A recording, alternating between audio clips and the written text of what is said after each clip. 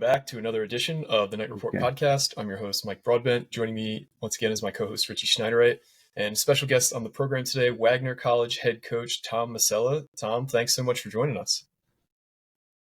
No problem. So Wagner is off to its best start of a season since 2016.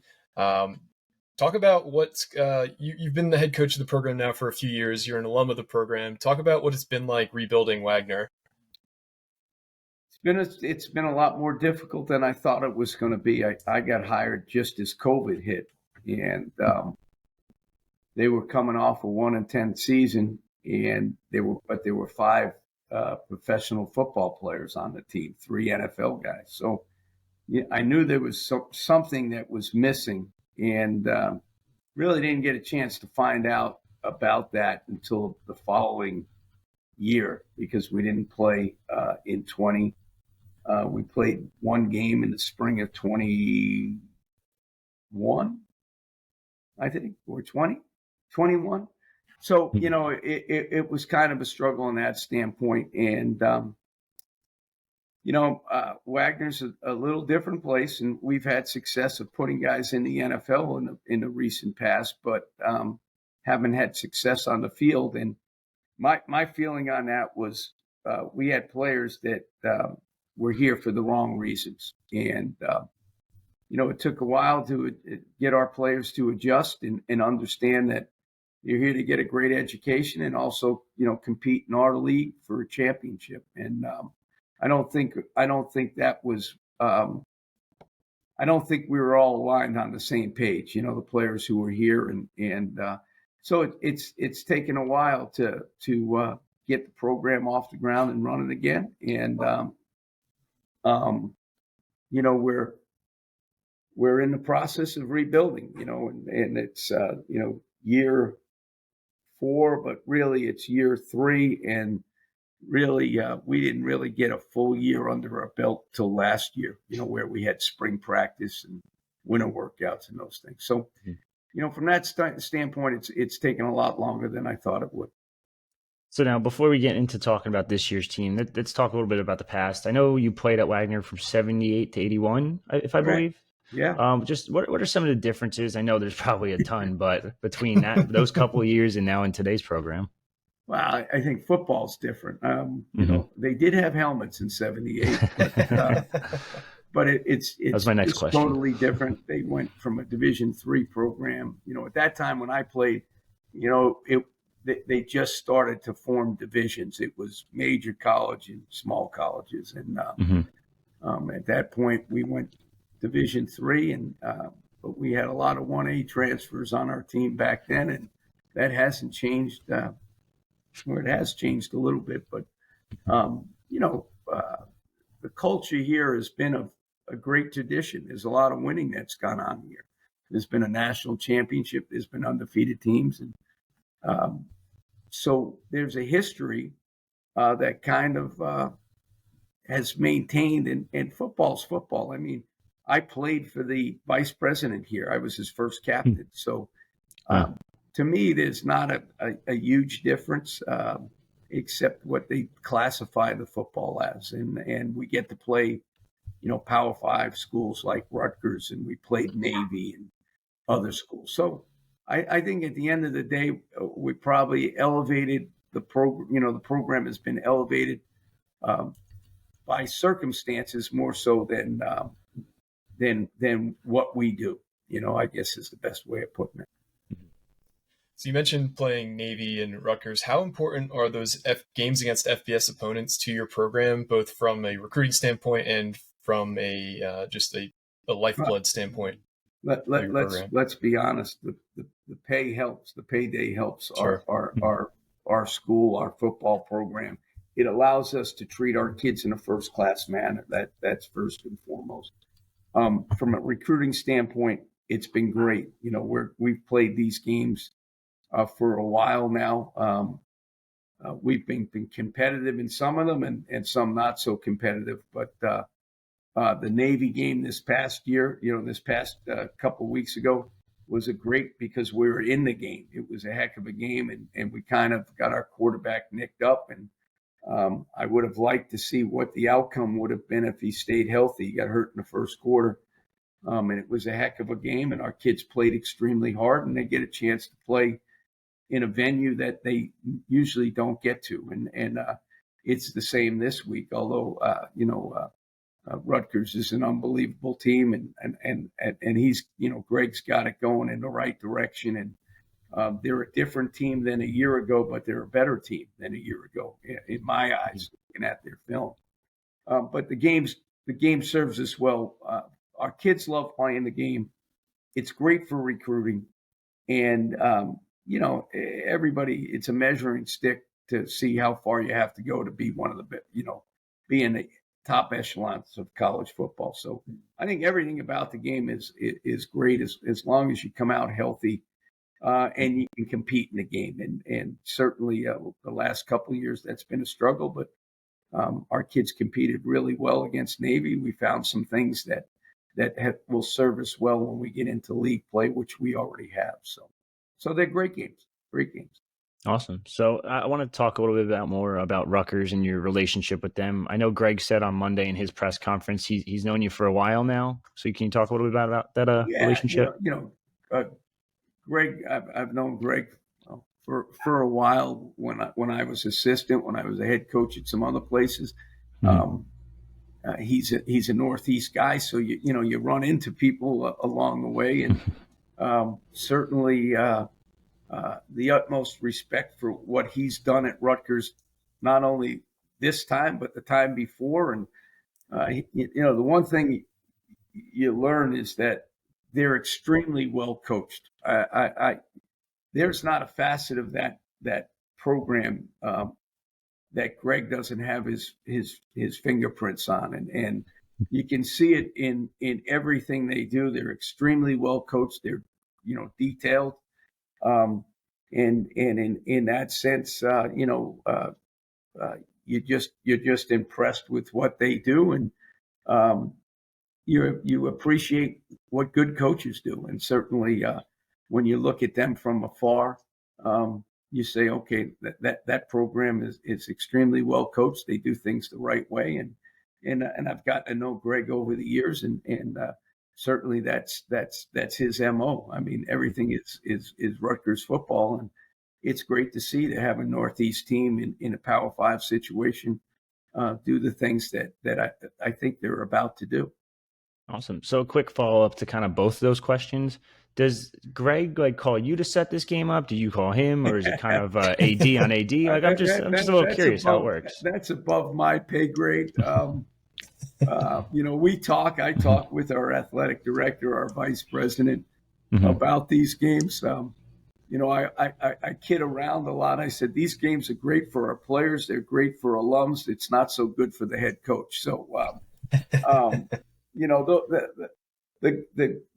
so that's done at another level, but gotcha.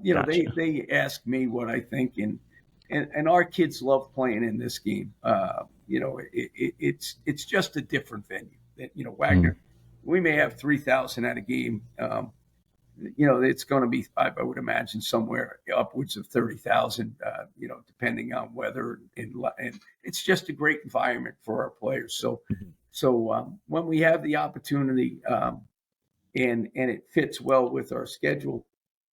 We benefit a lot. We benefit a great deal. So it's good to see. So you talked a little earlier about how much has changed since you were a player to you came back as a head coach. I kind of want to talk about how much has changed as a coach for you. I mean, you took over at the point of the most change in college sports in a very long time. From 2019 to now, we've had implementation of NIL. We had the COVID season. And we've had the implementation of the transfer portal. Talk about how hard the NIL and transfer portal are to navigate, especially as an FCS head coach. Well, the NIL really doesn't come into play much with us. A couple of our guys, Titus Leo had a deal last year. That really doesn't factor in, although I think down the road it will factor in. It's something that for the big schools, the Power Fives, that has affected us, not in a positive way. We lost our top receiver to South Florida, who just set a school record for yards receiving in a game. And certainly, that was a big part of it. He's getting paid now, and good for him. I think it's great. And I look at recruiting really a lot differently than I have in the past. I was never a big transfer guy, but that's just the nature of where we are now. We're going to lose guys every year, and we have to replace them with kids in the same class, whether they're coming down from the 1A or they're moving lateral or moving up. We lost 5 linemen last year in the transfer portal. Wow. And Wow. And we lost 13 scholarship kids last year that would be in our program, would be all playing right now. And that's just the nature of the beast. So we have to recruit differently. We still want to take high school players and develop them, but if we think they're what we feel they're gonna be, they may not be here for 4 years. And so we have to look in the transfer portal. We're heavily out in California and in Kansas at the JC level, and it's just different recruiting now. Unfortunately, or fortunately, I guess the way you look at it, I think it's unfortunate for high school guys that would be scholarship players for us that we're not scholarshiping as many high school guys. So just that environment, it switched. I've talked to a lot of junior college coaches last year when I was out in California, and I asked them, how do you build a program in a year? Because that's what we're becoming. That each year's new. And, I sat down with a lot of the coaches out there. I said, how do you do it? How do you get the chemistry right to compete and play as a team? And it's just different, all these new things. But I don't think it's better or worse. I think for a lot of people, they would like it to stay the same. But I think it's a great opportunity for kids to get the opportunity they maybe out of high school they didn't get, and they develop, and now, they're moving on to a bigger situation where they're putting a little money in their pocket, which I don't think that's terribly wrong with the money that's being moved around with these conferences and TV deals. Yeah. That kids are benefiting from it, and our players are benefiting from it. So it's just different. I think we've made the adjustment in a good way of trying to balance high school recruiting with transfer portal recruiting and junior college recruiting. So I think it's something that you got to continue to look at and tweak and figure out what's best for you as a program. So I know you guys mentioned that you lost a bunch of guys at the portal, but you also gained a pretty good quarterback in Steve Krajewski, a former 3-star. So can we talk about him a little bit and his development so far? Yeah, I mean, Steve is for 3 years or 2 years here, we didn't have a number one quarterback, and if you're playing more than one quarterback, and we were playing 2 and 3 quarterbacks, that means you really don't feel good about the position. From day one, when Steve came here, you could see he was different, the way he went about his business, and I think we benefit somebody coming from Division I. It's kind of a different environment and how they approach it, and he's come in and brought a structure that all our players can benefit from, and look what he does on a day-to-day basis to prepare for the season, prepare for each week. So. He's been great. He's helped us out a great deal. He's helped our team chemistry out, but more importantly, he's solidified the quarterback position, and he's helped our young quarterbacks understand what it takes to be successful. So you've hired a new offense coordinator in the offseason, Steven Matos. He previously was at Kansas with Lance Leopold. He's also a Rutgers guy. Talk about your guys' new offense and I guess getting a new quarterback, getting a new offense coordinator, a lot of big changes in the offseason. Yeah, I think I interviewed quite a few people for the job, and I was looking for a particular person, and I didn't know Steve, but I did get a call from somebody who was at Rutgers recommending him. who was on the staff. He's not there any longer. Saying you might want to take a look at Steve and at least look at his resume and give him a call. And I did that. And, I'm glad I did, because I didn't know Steve from a hole in the wall. And I interviewed quite a few people, and I was looking for a particular person to fit and a particular offense that matched my personality. And Steve was it. And he's done a great job for us.